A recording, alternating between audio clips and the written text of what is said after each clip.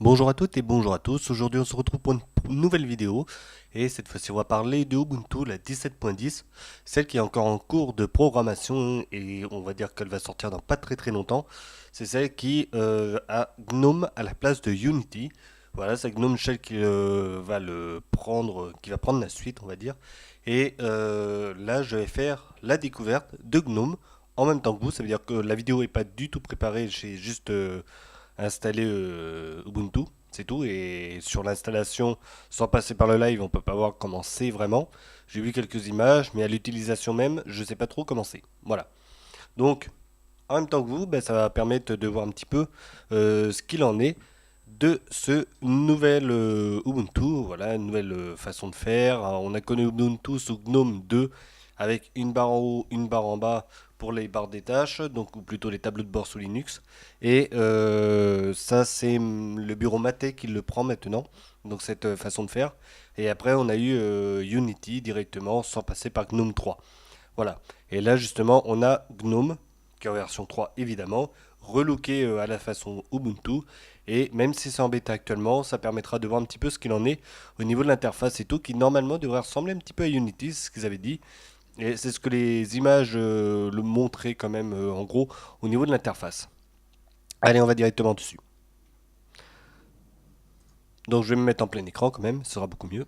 Donc voilà comment c'est. Bon bah là c'est carrément autre chose que ce que l'on connaissait avant. Il n'y a pas d'image, c'est carrément un fond gris, enfin gris.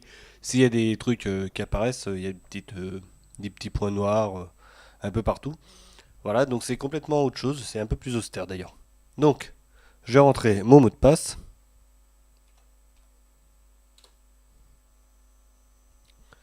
et on va voir ce qu'il y a dedans. Alors c'est Wayland hein, qui prend l'interface graphique maintenant. Hein. Ça par contre je sais, j'ai quand même regardé deux trois trucs avant quand même. Donc voilà comment ça se présente. Donc déjà la corbeille, je sais pas pourquoi elle est rentrée dans le dock, mais c'est pas grave. Alors on a l'interface en haut qui appartient à GNOME, donc ça ceux qui ont l'habitude de GNOME, eh ben, ils vont retrouver les activités, la date et de ce côté-là les paramètres pour justement gérer le son, le réseau et puis arrêter tout ça. Bon cette corbeille elle va aller ailleurs qu'ici parce qu'elle me dérange. Voilà. Donc, là, on a le dock, un petit peu ce que l'on connaissait sous Unity, donc avec nos logiciels et plutôt démarrage rapide pour les logiciels. Et ici, c'est les applications. Au lieu que ce soit en haut, c'est rendu en bas. Bon, ce sera une nouvelle façon de faire, mais sinon, c'est pas non plus énorme au niveau du changement. Voilà. Donc, si je vais sur les applications, voilà ce que l'on a. Voilà, si je tape Firefox, j'ai le navigateur. Voilà. Donc voilà à peu près comment ça se présente. Donc ça ressemble un petit peu à ce qu'a fait Unity. On sent quand même qu'il y a du Gnome. Hein, je retourne dessus un petit peu. Alors, comment on fait pour avoir accès au bureau? Ah, ça c'est une bonne question. Ouais. Si je fais échappe. Ok, il faudrait que je vois. Donc là on a le reste des bureaux, d'accord. Ok. Donc après je sais pas comment on va sur les bureaux, mais on peut y avoir accès. Si j'ai fait échappe, ça a fonctionné. Donc, bon, bah, on a les mises à jour qui sont toujours là. L'interface, enfin plutôt le thème de Ubuntu est toujours présent, à part que les boutons sont rendus à droite. Et là, on n'a plus le menu global comme on avait avant. Voilà. Allez, je mets les mises à jour, il sera heureux.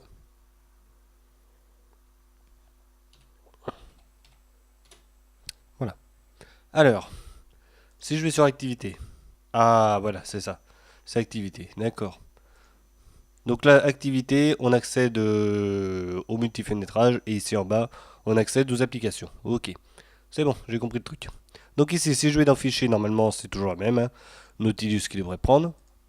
Voilà, à propos. Euh, ici,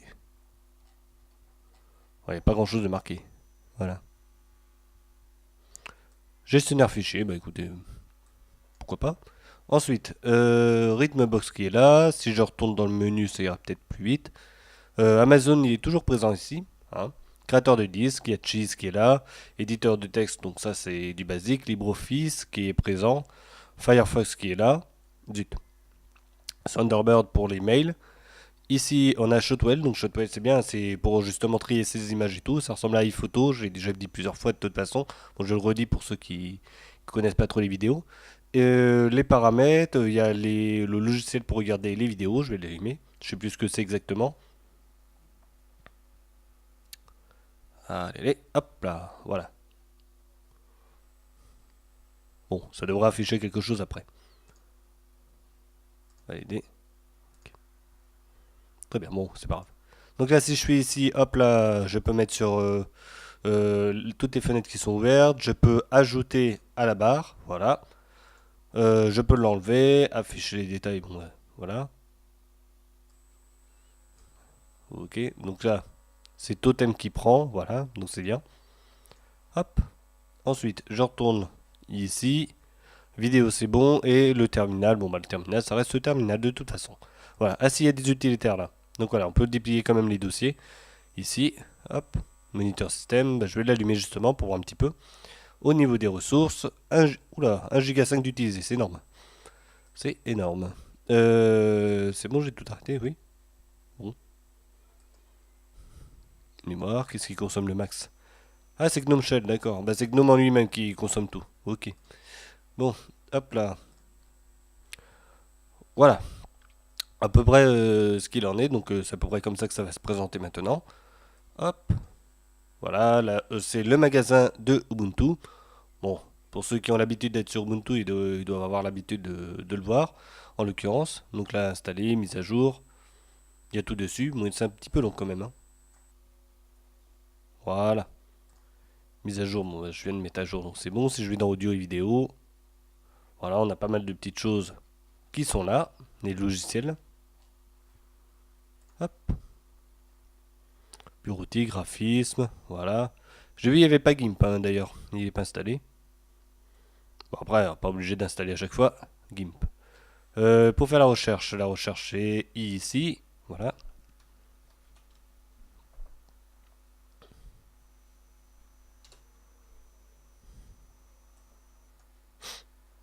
Bon. Bah, apparemment, c'est même pas. C'est même pas dans les paquets. Ensuite, donc c'est bon pour le menu. Donc là, avec la molette, je peux aller en haut, en bas. Ou si vous êtes sur un écran tactile, bah, c'est pratique, hein, c'est très gros. Donc, moi, c'est très facile à prendre en main. LibreOffice, je ne l'ai pas allumé. Je vais prendre celui-là. Comme ça, on va voir un petit peu ce que c'est. Comme... Ah, bah, ça y est, ça vient d'apparaître GIMP. Je trouvais ça bizarre. Donc, le voilà. Aide à propos. Voilà, 5.4. Bon, c'est sa dernière version. Voilà, oula. Ok, donc là, vous voyez, hein, c'est fini, hein, le menu global, on ne l'a plus. Maintenant, c'est vraiment fenêtré, comme ce que l'on a sous Windows, hein, et sous les autres bureaux de Linux, XFCE et d'autres, hein, bien évidemment.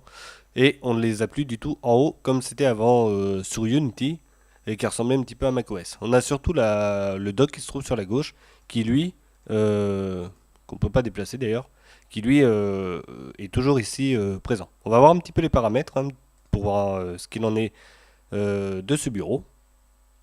Il est ici, voilà. Ça, je vais le quitter. Ça, on le quitte, c'est bon. Là, donc je peux changer l'arrière-plan normalement. Hop là. Ça doit pas trop changer de ce côté-là. Ah, quoique les images, je sais pas s'ils en ont changé une ou deux peut-être. Allez, je vais prendre celle-là, sélectionner, et bingo. Voilà. J'ai mon petit arrière-plan sympa, l'écran verrouillé c'est pareil, je peux changer. Voilà. Allez, dans le dossier images, bon, il n'y a rien en l'occurrence dans mes images. Voilà, hop là. Notification, pays, langue. Bon, après, ça reste ce panneau général, hein, de toute façon. Ça va pas beaucoup changer. La partie recherche, pour rechercher soit dans les fichiers, ou soit ailleurs, ou même dans le magasin d'applications. Donc ça, c'est pas mal. Voilà. Écran et tout, bon, bah, ça reste pareil. Les thèmes, je sais plus où est-ce que c'est. Je sais pas s'ils ont mis ça d'ailleurs. Je vais retourner dans l'arrière-plan. Non. Couleur, peut-être ça. Non, c'est pas ça. Ah non, on peut plus changer de thème. Donc, il faudra installer obligatoirement quelque chose pour changer de thème. C'est plus disponible maintenant. Bon, c'est pas grave. Je peux taper là, hein, remarquez.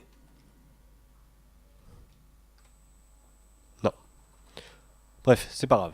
Donc voilà, on a à peu près ça. Ils ont enlevé la partie des thèmes. On peut quand même changer l'arrière-plan. Ça c'est fait. Après, si je voulais voir un petit peu dans le gestionnaire de fichiers, voire dans la racine même du système. Alors,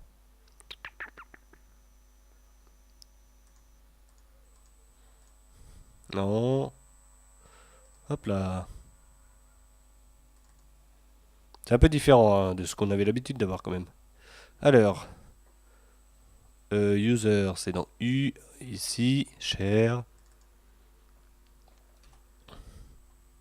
Hop là. Ah mince. Oui, évidemment. Il va chercher directement dans la barre de recherche. Thème, voilà. Donc là, ambiance, radiance. Donc vous voyez, on les a pourtant les thèmes, mais on peut pas les changer. Hop là. Ouais, ok. Bref, c'est pas grave. En gros, il faudrait que je télécharge un truc pour réussir à changer mon thème. Bon, on va voir un petit peu ce qu'il en est de ça. Hop, voilà, je peux quand même mettre mes applications ici. Voilà, hop. Bon, c'est bon, ça garde bien le dock ici. Ok. Ah, là. Ah non, il veut pas. Moi, je voulais voir si justement, comme Windows 10, on pouvait avoir les fenêtres qui se trouvent comme ça. Voilà. Euh, qui prennent juste un quart de l'écran. Pour pouvoir en mettre quatre les unes à côté des autres. Bon, déjà, on a cette partie-là qui permet justement de, malgré tout, mettre deux fenêtres l'une contre l'autre, ou tout simplement la mettre en plein écran de cette manière-là. Bon, jusque-là, ça va encore, c'est pas non plus la catastrophe. Mais c'était juste pour savoir, hein, je voulais voir si ça marchait quand même. Si je fais CTRL T, c'est bon, on a bien les onglets. Voilà. Donc comme c'est de la guide découverte, hein, je touche un petit peu à tout, évidemment, ça peut paraître un petit peu bizarre, mais moi ça me permet de voir un petit peu ce qu'il en est du nouveau système. Voilà. Alors, normalement c'est GNOME Tweak qui prend justement la possibilité de changer un petit peu l'interface. Donc je vais essayer de voir. Alors, voilà, Tweak. C'est parti. Bon, le temps qu'il recherche, hein, parce qu'il est quand même assez long. Ça, c'est ce qu'on a vu. Donc si je reviens ici, bon bah c'est assez simple. Hein. Par exemple Amazon, voilà, je vais l'enlever des favoris. Hop. Ici, si je vais là, je sais pas si je peux désinstaller. Non, on peut pas par là. LibreOffice au cas où. Non. Afficher les détails. Supprimer. Ah voilà. Supprimer. Voilà. Hop là. Ça c'est fait. Ok. Tous. Donc pour le truc de la recherche, bah c'est parti, malheureusement. Déjà qu'il est long.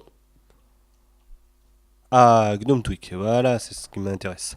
Installer. Parce qu'il n'y a plus Unity, justement. Impossible d'installer. Allez savoir pourquoi. Ah, peut-être que c'est pas encore créé, c'est possible ça.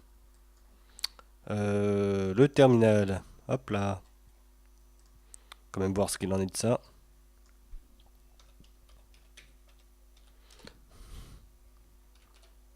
Donc, un petit APT pour justement mettre à jour les fichiers.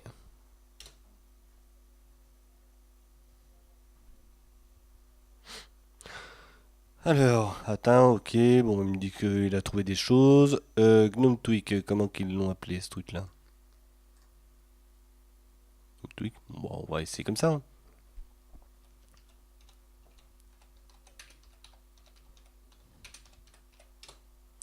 Ah, est-ce qu'il peut déjà? Oui, donc non. Hop, ensuite.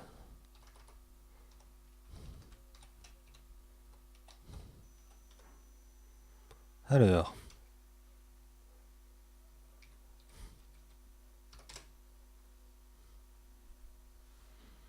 Non. C'est un peu embêtant tout ça, malgré tout. Alors, GNOME Tweak, on va essayer ici.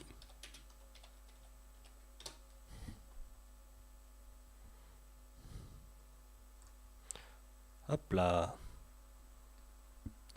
Il fait une chaleur actuellement là. Il fait très très chaud à Limoges, hein. Alors, ça n'a rien à voir avec le test, mais c'est pas grave. GNOME Tweak, oui, c'est cool. Ce que j'aimerais, c'est pouvoir le télécharger, cette affaire-là. Alors, where is... Ah, je peux l'avoir par le Git, ok. Très bien, très bien. Donc, on va essayer de voir si je tape download. Ça va me le dire. Voilà, Git, nickel. C'est un petit peu mieux. Alors, GNOME 3.10, GNOME 3.12, 3.4. Oui. Il y a 3 heures. Ok. 2 semaines, ouais.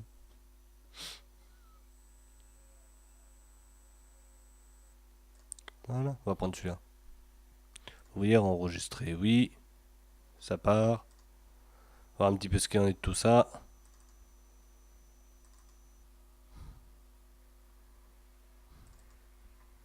Hop là.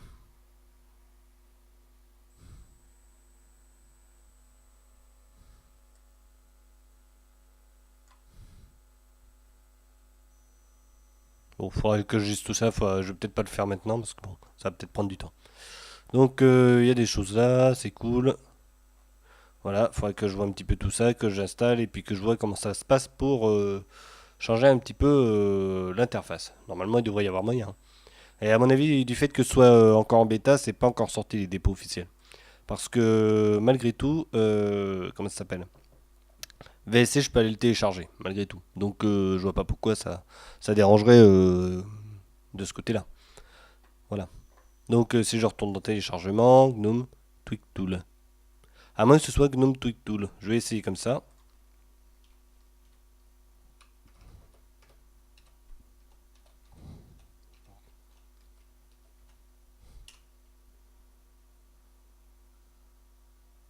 Ah bah voilà, c'était ça.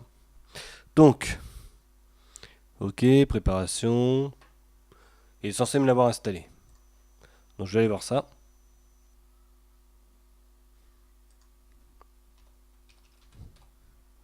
Voilà, paramètres.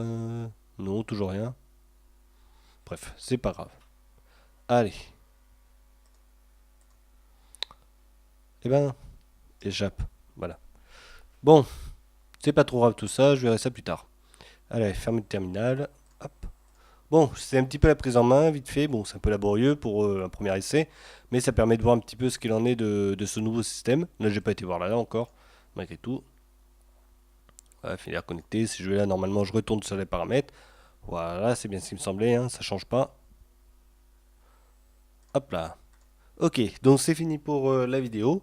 Donc, entre guillemets, ce que j'en pense, bon bah, déjà, on garde l'interface hein, de Unity, entre guillemets, hein, même si c'est du GNOME. Donc, on va dire pour ceux qui ont l'habitude de ça, à part qu'il va falloir aller cliquer en bas pour aller au menu, ça va pas trop changer, à part peut-être l'activité. Bon, ça va peut-être en dérouter plus qu'un d'avoir cette partie-là. Après, le reste, ça n'a pas tant changé que ça.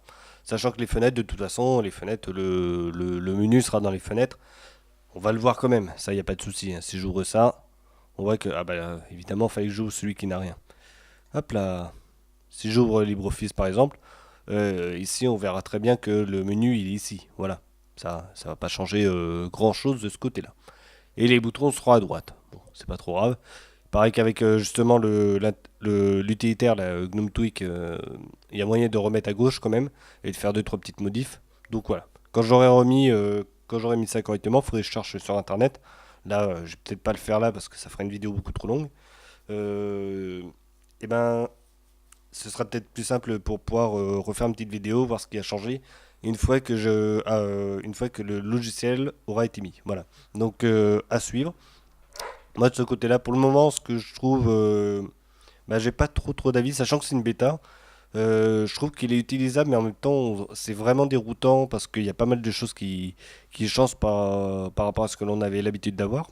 Donc voilà, c'est des petites choses, mais une petite chose, puis une petite chose, puis une petite chose, ça fait beaucoup au bout d'un moment. C'est pas seulement sur cette interface-là, c'est à peu près tout le reste. Voilà. On se retrouve avec un dock qui est là. Si je vais dans activité, bah, je me retrouve avec la possibilité de changer de bureau, alors qu'avant c'était pas comme ça que ça se faisait. Il y a des petites choses qui changent. Il va falloir en fait réapprendre à utiliser cette interface malgré tout. Même s'ils ont voulu garder au maximum les trucs de Unity, ça reste du fait que c'est du GNOME et non du Unity. Donc pour le coup, ça déroute un petit peu. Voilà. Donc, il faudrait que j'utilise un peu plus. Pour en vraiment faire un test, je peux pas le faire maintenant. Il faudrait que j'utilise encore un petit peu pour voir un petit peu les points positifs et les points négatifs, parce que je peux pas avoir d'avis sur une première utilisation comme ça. Donc, vous voyez, je peux pas vraiment dire ce que j'en pense à l'heure actuelle à chaud, parce que justement, j'ai pas encore l'habitude de l'utiliser. Il y a des choses que je sais pas encore prendre en main. C'est normal parce que je connais pas. Donc, il faut que je regarde, il faut que je touche un petit peu. Et une fois qu'on a appris à l'utiliser correctement, bah, c'est beaucoup plus simple pour pouvoir se faire un avis sur la question. Est-ce que cette nouvelle interface est bien ou pas? Voilà. Bon, personnellement, je sais pas. Donc, il faut que je continue à l'utiliser. C'est pas en 5 minutes ou 10 minutes que je peux, pas que je peux vraiment avoir un avis. Voilà. Donc, c'est fini pour la vidéo. Ça, je vais le réduire. Alors, c'est en bas qu'ils l'ont mis. Voilà. Et on se retrouvera pour une prochaine. Donc, je vais continuer à travailler entre guillemets dessus, à le tester. Et puis, une fois que j'aurai mieux pris en main, bah, je pourrai vraiment dire ce que j'en pense de cette nouvelle interface. Les points positifs, les points négatifs. Donc, l'installation, c'est toujours très simple, hein, il suffit de faire suivant et tout.